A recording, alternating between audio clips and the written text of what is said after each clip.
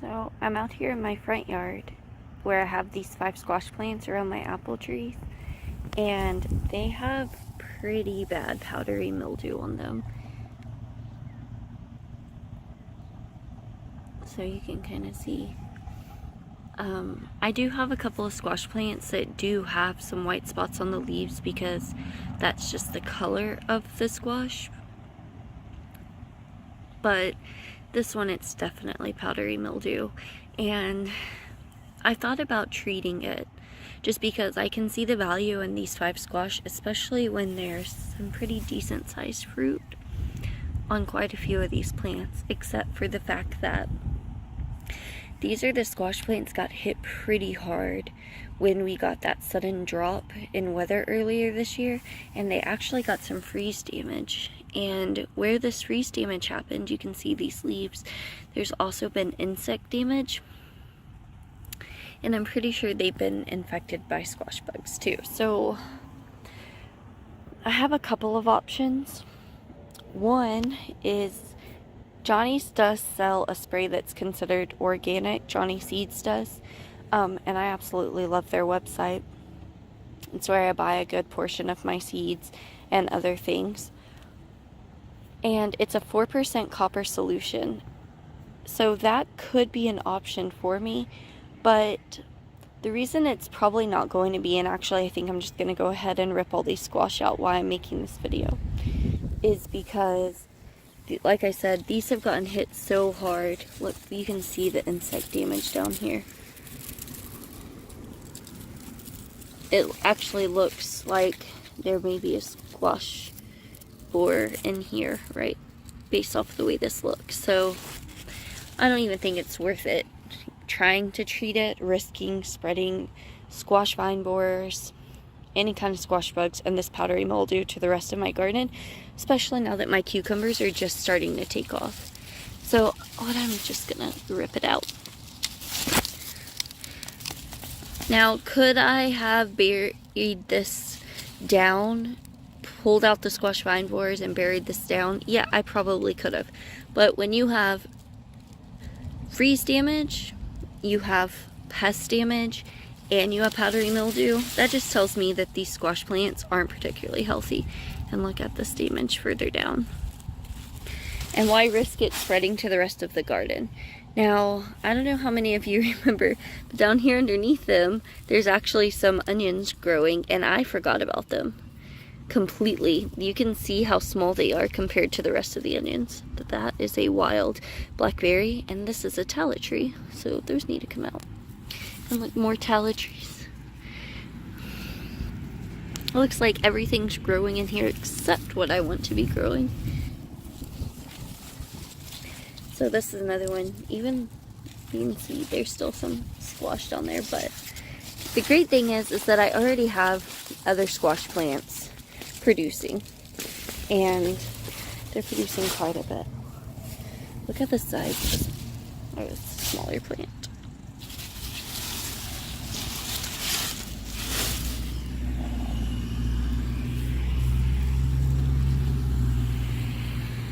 Looks like not a single plant was spared. Some more insect damage down here. And so this is the one that actually has a couple squash. Now these squash I could take off the size and go fry them up, but I'm not going to, because I'm going to feed these to my geese. And I wasn't sure if they'd eat them because they have some spines on them, but they ate the last ones that I threw to them. This one, it looks like new leaves are actually trying to grow out of it, but still. Now I have, these are my calabots. They are the green cozelle squash. They're the zucchinis that I've been growing on the other side of the yard that's been really prolific. Jeez, just the amount of pest damage on these, just insane. And because I have 8 plants or 9 plants over there, plus all of the Zephyr squash, and then some of my yellow squash, just doesn't make sense to keep these and risk damaging everything when I'm already getting plenty of squash from everything else. So All of this pulpy stuff actually looks like the inside of the squash plant from squash vine borers. I would not be surprised if this bed itself, here's one of the squash roots, look at that, they're just massive, is infested with squash vine borers. Everything here just looks rough. I see some little roly-poly pill bugs down in there, right there. There's all sorts of a mess in here. All this, I need to get my clippers and clip this back. These are all the below the root stock, below the graft on the apple tree shooting out. So all of that needs to be trimmed down, which I couldn't see it underneath the squash plants. Now the apple tree itself looks a lot better. You can see how good it's doing compared to earlier this year. So it looks like it's going to make a recovery even after that pretty severe hurricane damage. But just look at the amount of plants. Now, a lot of people would say not to compost this because of the powdery mildew and to just throw it away, burn it, get it off your property.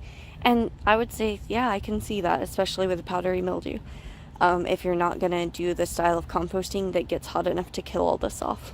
I'm not going to do that.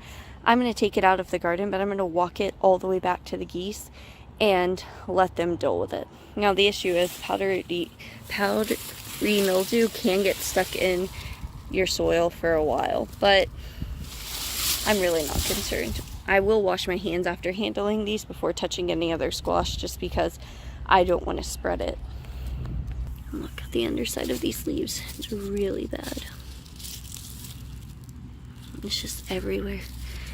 Another reason why I don't want to treat it is because it's going to be raining for the rest of the week, so there's really no point. And by the time all the rain passes and the storm passes this week, the squash is just going to be too far gone to even be worth it.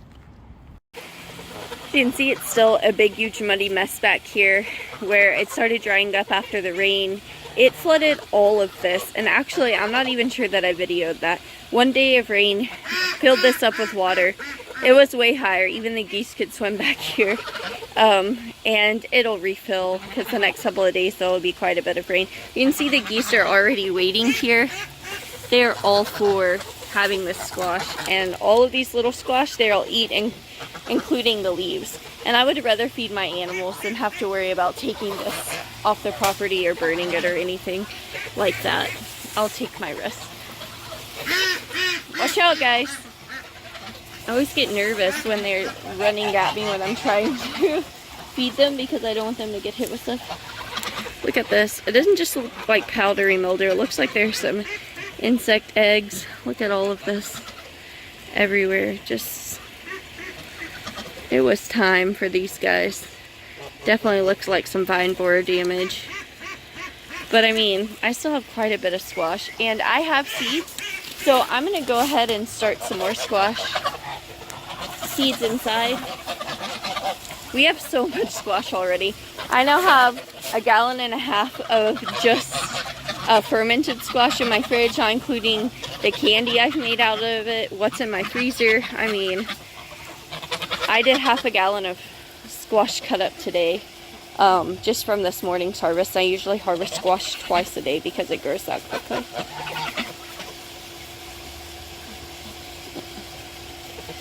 Now I'll eat the insects and everything.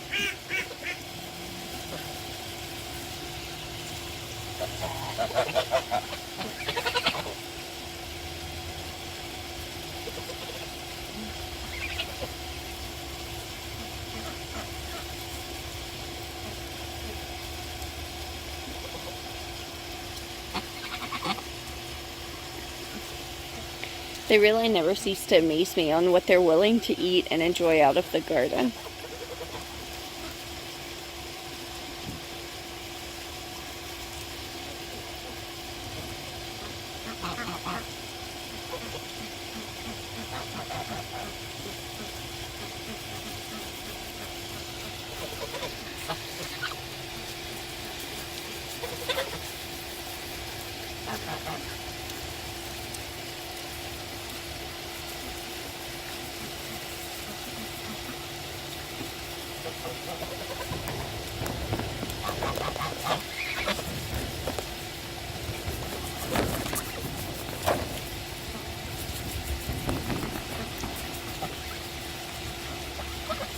Dorian, you're shaking my entire phone trying to get that one little piece of grass.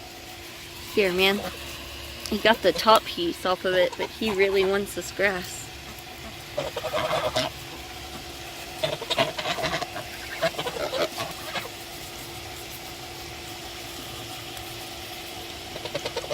It's so crazy to me how you can't even tell these three apart from their mom, hardly at all.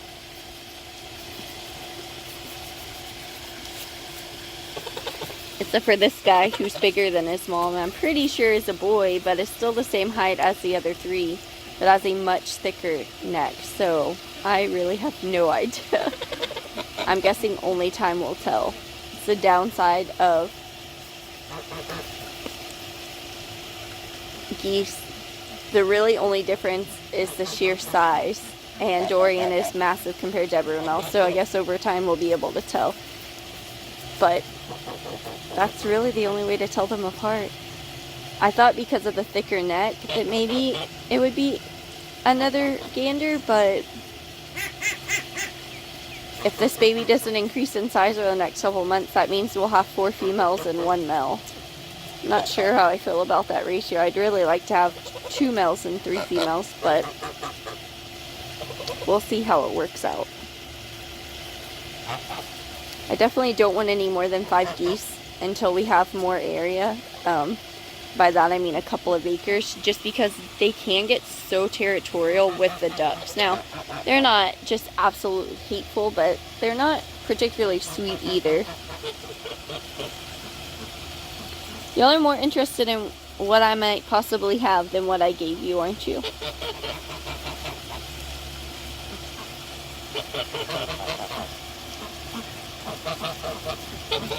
Look at this one. She's digging out by the underneath the coop door. She was just kind of digging. While I'm out here, I guess this would be a good time to kind of show off the amount of eggs the ducks have been laying recently. Now, remember, there are only 4 ducks that are old enough to lay, and I took one of the eggs out this morning because it was cracked. It had a little hole in it, and I'm not sure how that happened, but it could be the animals passing through and putting pressure on it. It could be us. And then there's another one out in the run that's not in here, so there were 2 missing. So 1, 2, 3, 4, 5, 6, 7, 8, 9, 10 right here. So there are 11.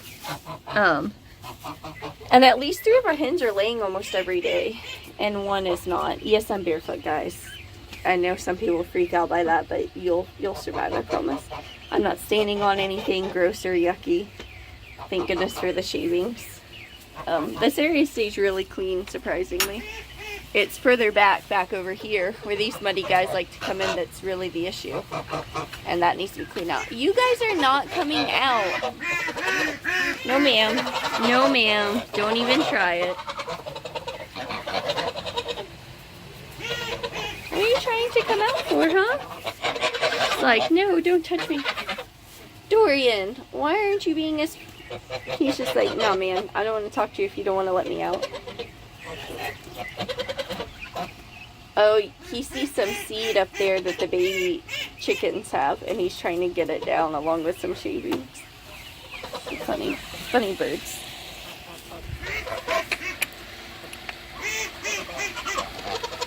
They went out here. So, in case you're wondering, this is what they're trying to get to, right in here. They really like all of these grasses.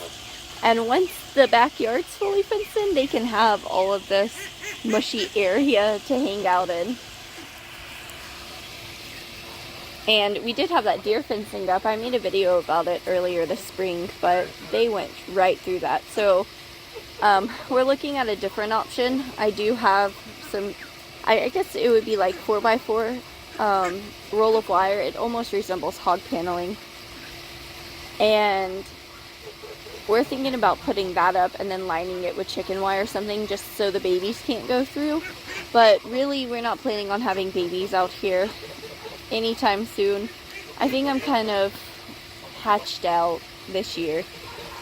I basically focus on what I wanted to, raising the ones I wanted. We did hatch out quite a bit and sell them, which really helped supplementing feed and everything else we wanted to do. It could probably be a pretty lucrative side hustle right now because a lot of people are constantly messaging to buy ducks and everything else. They're really hard to find anything right now, but I'm just kind of burnt out with a lot of stuff.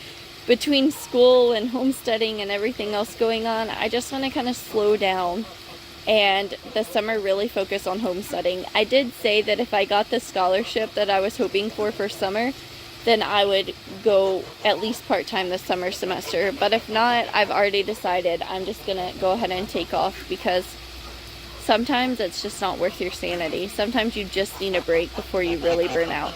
And so I want to spend this summer kind of working on things around the house, getting things more organized so they're more easy to manage. Dorian, stop bullying her, you booger head. That little hen, she's one of our Welsh Harlequin hens. She wants to check out the squash plants, and Dorian wants to keep it all for himself and his family. So I just kind of need a minute, I guess, to recoup from everything. And I really just want to be able to focus solely on maybe doing some projects around the house, getting more organized, getting things finished, more storage spaces so that I can get things cleaned up so that when fall semester starts, things are just easier to manage. Sometimes it can just be too much trying to do it all. I'm really blessed to have my sister around so she can come and help us out. Yesterday she came over, she helped me do laundry, and she knocked out so much with the two of us working together. I mean, loads and loads. What would have taken me forever to do by myself with her and the boys helping us put it away. I mean, it went so quickly. So I am forever grateful for that. And it's just kind of showing me that, yes, I can do things all by myself, but sometimes it's just not worth it. So I know I've said this before, but if you have people that can kind of help you out and assist you, if you feel like you're at your burnout or your breaking point, just take a few steps back. You know, do a little less of certain things and a little more of other things, and allow yourself to recover so that you don't get burnt out, because it's not fun to get burnt out. It's not just like homestead burnout. It's just everything burnout. And so for me, I knew that if I kept hatching out chicks, I would probably just get burnt out trying to manage incubators and everything else going on in the house. So I decided, okay, we sold everything we want to sell. We have quite a few that we want to keep, so we're growing those out. This little baby over here, kind of hang out in the water, swimming around. She's one of them, and she's already quacking. She's our youngest Welsh Harlequin, and she's a little cutie pie. She doesn't really want to walk out of the pond area. She just kind of wants to swim around, but it's not really deep enough anymore for her to swim like she used to. She'll be really happy. It's supposed to rain tomorrow and the next day, but it actually feels like it's going to rain tonight. It's getting a lot windier, and the clouds are covering the skies all of a sudden. And I looked, it's at 11%, but I don't think that's correct, to be honest. Maybe I didn't look on the best website. Will you stop sticking your head through? You're not the size of your dad. Your head will get stuck in that fence, girl. Isn't she precious? These babies are going to be 4 months old before you know it, and they're the size of full-grown geese. Now, I did rehome 4 of the babies. She laid 9 eggs and hatched out 7 babies. And if I would have known they would have grown this fast, I would have kept those 4 and processed them to go in the freezer. Now that I know that Ebden geese grow this incredibly fast, I think they'll be ready to process within 3 to 4 months if you're worried about feed, and that works for me. I don't think I would let them grow all the way until 9 months. They would eat so much. But they're already way bigger than a Pekin duck, about double the size. They're bigger than eating Cornish crosses, and they ate primarily grass, greens, things from our garden. Now they also, of course, on top of foraging and eating those things, did have access to grain, but most of their diet came from what we grow or what's growing wild in our yard. So that's definitely something to consider if you want geese. And they're, of course, being noisy now. And they can be, but they've been quieter than I expected. So I really like Ebden geese. I think that this is definitely going to be one of my favorite breeds of all time. And I'm excited to try other breeds, but I think this will always be my go-to, just like Welsh Harlequins. And other Campbell varieties like Khaki Campbell, Dark Campbells. They will always have a place on my homestead as far as I can tell from where I'm standing right now, just because they've done so well for us so far, and I just really love them.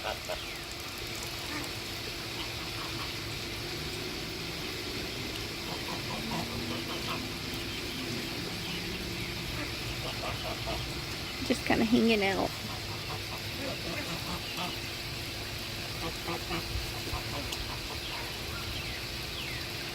So out of all of those dark colored Campbells, it looks like one is male, maybe two, but a good majority are female. So what I'm thinking is, since there are enough, I'll take all of the dark Campbells and the Khaki Campbell and throw them together with maybe one or two Welsh Harlequins and have just a little mix flock with crazy colors to have a lot of fun and excitement on the homestead, and just use them for eggs. They won't be used for meat unless I just end up with a ridiculous amount of drakes when they get hatched. But that's not going to be within the next couple of months. I really mean it when I say I'm just taking some time away from hatching. Now, there are a bunch of eggs in the coop, and I'm really debating, do I want the Welsh Harlequins to be allowed to hatch out their own eggs, or do I just want to gather them up and put them in the fridge? Because I feel like we're a little bit at maximum capacity for babies until this backyard is fully fenced in. And when it's fully fenced in, I mean, that's a huge amount of property for them to hang out on. Now, it's not that huge, but it's over a quarter acre, and that much just for the ducks and geese to be able to forage on, that we can't use because it holds water a lot, and we're not really in the mood to build it up or anything else. It doesn't make sense not to let them use it, so that's definitely what I'm thinking. The play area for our kids is up inside of the garden, and then we have a massive front yard, so we have so much space up there that I don't really worry about giving up some space in the back.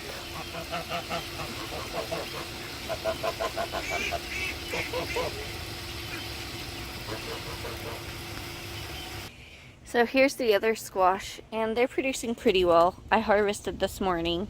There are a couple that have grown substantially, like these. Look at that already. That's insane. So this is what the other squash are and what they're supposed to look like. And you can see even over here a couple of them are yellowing. It's just, they've been producing for quite a while now. And so we got a really good head start. So I knew that this would come, especially with the temperature fluctuations, and just because we've always experienced issues with squash bugs and pests in the garden this time of year. But I would call this year with the squash production for the summer squash successful. I'm pretty impressed with how well they did, honestly. And these, they're looking a little rough, but they're not awful. Not quite to where I want to pull them out. I'm going to give them a little bit and see what happens, and just go ahead and continue to harvest some squash from them. Let's see. Yeah, look at this. This was not this big this morning because I harvested off of this. So they're growing quickly. And that's how I knew the other one not producing squash quite like this, that it was just time. And look at this. So that's just kind of the markings on this plant. You can check the bottom to see if there's powdery mildew, and there's not. So one or two of these plants actually had these markings. But that was it. So I knew the ones out there didn't have any kind of markings, so that was going to be an issue. Look at this one, grew kind of crooked, didn't it? These are a straight variety of squash. It's kind of funny. I think what it is just there's just a lot of them really close together. And there's one down down there that's not ready to harvest. I don't know if I'm going to harvest tonight. Honestly, I'm a little over putting up squash today. But I might harvest tomorrow morning. I mean, I usually come out here. And then here, we have these little yellow crookneck squash. They're massive. You know, there's so many. They're producing so well all in here. And that's why I was not the least bit worried about just going ahead and pulling up those other squash. And look, this one's probably about ready. Again, I'll harvest in the morning because I'm just squashed out today, honestly. And then some of these smaller squash, like this one, that's not, I mean, you could harvest it, but it'd be a bit of a waste. And look how many over here. So there will be, this one for sure, there will be like 3 or 4 of these to harvest in the morning, plus several of the Crozelle squash. And that's one reason why I think waiting would be best, just because I would have quite a bit to harvest in the morning and I can process it all really early before the kids get up and call it a day. And then there are a few things. This over here are the cucumbers, and these are the salt and pepper cucumbers from Johnny Seeds, and they went from nothing to shooting up. They even have tendrils on them and are growing along this fence line. And this is one reason I went ahead and pulled out those cucumbers too, is because I didn't want all of my cucumbers to get infected with powdery mildew, especially since it's just now going to get really warm and they're just going to take off. I've never grown salt and pepper cucumbers, and I've had a difficult time finding out information about them, so I don't know what to expect. So I'm very excited for these. You can see this tendril's already kind of connecting.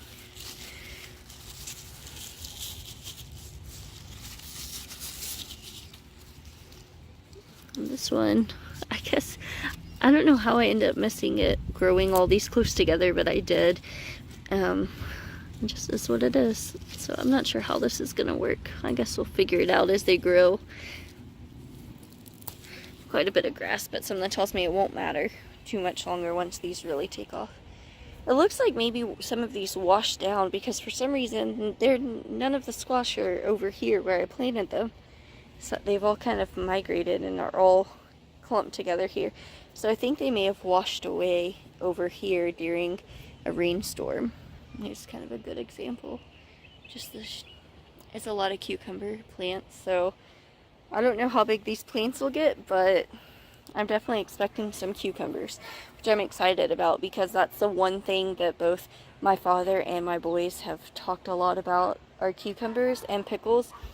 And I will be finding all the places I can to plant more cucumbers up until it freezes this winter, because I think pickles are going to be one of the things I focus on the heaviest. That and okra, just because I really like okra. For so many things, I really like fermented okra, and I think that would be good for me to have. And as far as the pickles, my youngest boy, he can grab a quart jar of pickles out of the fridge and eat them in one setting. So I'm telling you, pickles are going to be just something nice to have, and plus you can use them in so many different recipes.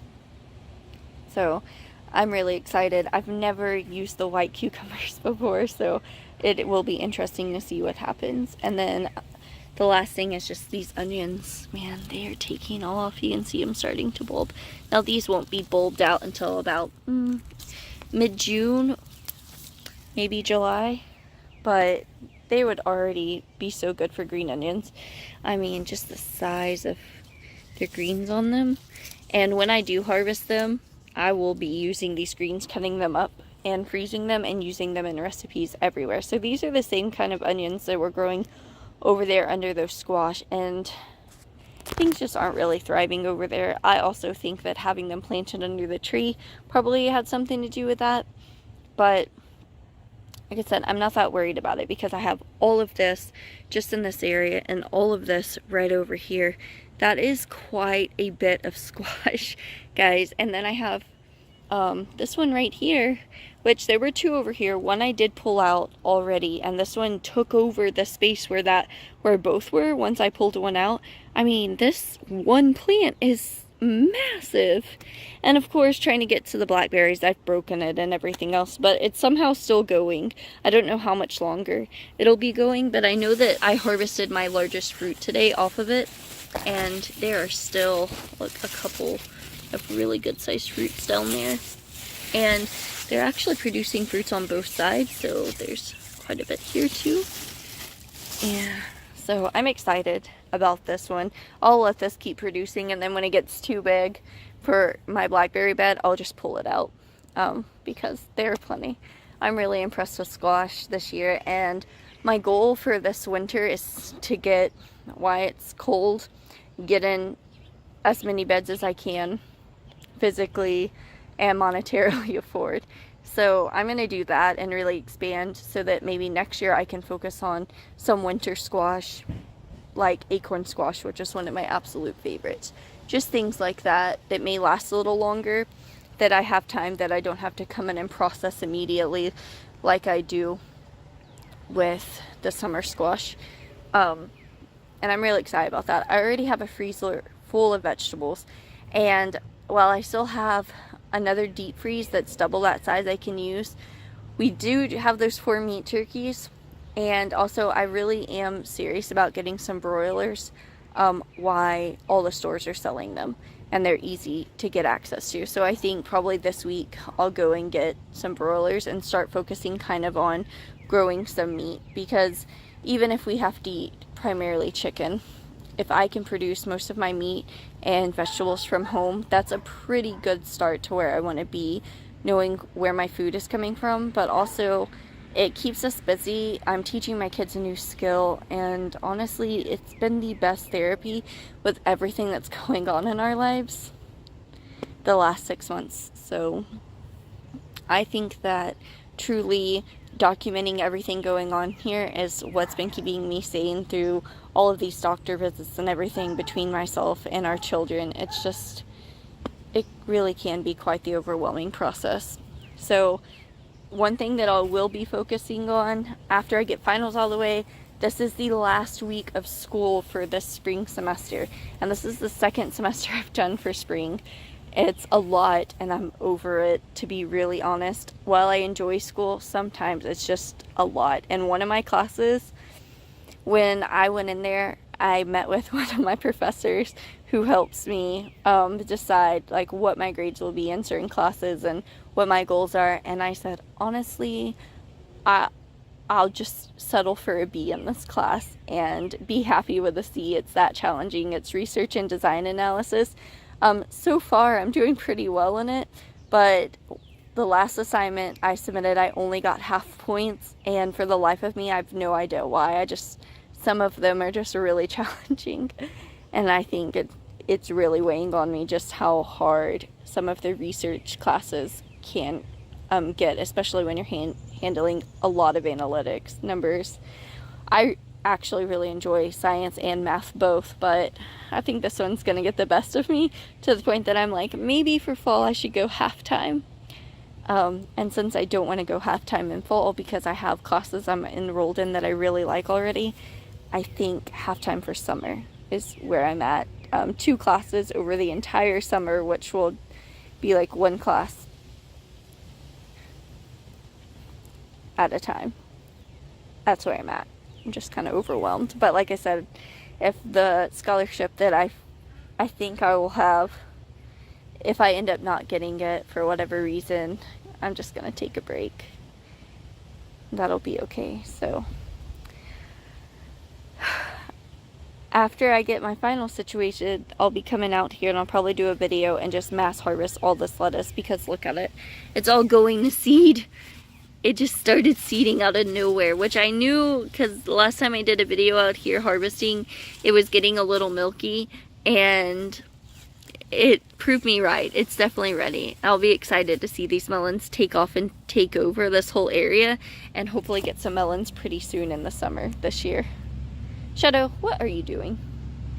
He's always hanging out here. Squirrel cat. He loves the garden. He loves really being anywhere people are. So that pretty much wraps it up for what's going on here right now. It's just me trying to reel myself back in and kind of focus on a couple of things, because I feel like I've stretched myself a bit thin this spring, and kind of get things ready before I burn out into fall. So that's why you don't see as many videos about me raising baby geese and ducks and all of that. I'm just not hatching like I was. In fact, I have all the incubators put up. I'm not hatching at all myself. If they decide to hatch and I let them, I'll show that off, but I have my hands full. And I will get in there and make you a video about those broad-breasted white turkeys that we just got. I started off with just a few. My husband brought home 4 because I've seen so many horror stories about people killing off their turkeys when they first got them, how sensitive they were. I really didn't want to invest a ton of money when I've never personally raised turkeys. Now, my in-laws have raised turkeys. I've seen people raise turkeys. So I'm not alone in this. I can ask questions. You know, my kids are in 4-H. I have people that can help, but still, it's a lot. I'd rather have 4 turkeys and figure it out until they're ready to be harvested and put in the freezer, and then worry about investing in a larger amount of turkeys when I actually know what in the world I'm doing. So hopefully I can work it all out with just these 4, and you'll know it's going well if I end up with a bunch more turkeys before winter gets here this year. So as always, I really appreciate you guys taking time out of your days to hang out with us and watch our videos and kind of see what we're doing around here. As the days get longer, the work is getting more intense, and quite frankly, we're all just tired. So thank you.